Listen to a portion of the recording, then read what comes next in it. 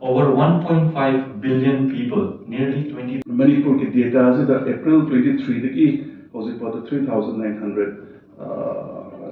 kenoni si so check double up na to ni sile hena bari de len ka to ni si keno si da 185 si da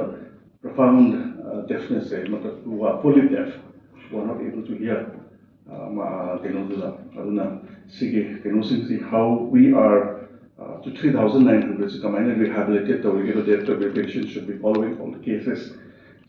And sigi dengue fight against dengue. Akoi community participation in ngarang haido ai amuka ne reiterate tawjari ngasi ayuk chappa kanjida akoi state malaria office na koi video ka thai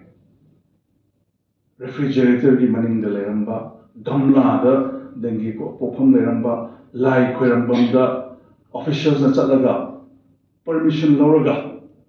asigi lai gi akoi gi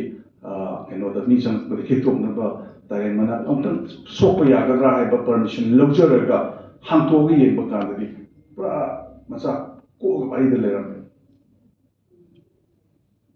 adu very that how do we sigi mayam se prasad aware we be there gadi akoi sigi dengi se fight up no I don't know wherever ising matam khara thamba do sigi lai ising to mi khara thamani ba soidana adi masa kuksale lai du hoi mana nunti jagi keno to ba mafam ram de be apne ising du haidok ko keno bi kendo le later badina somebody keno to lorame and a cluster area da was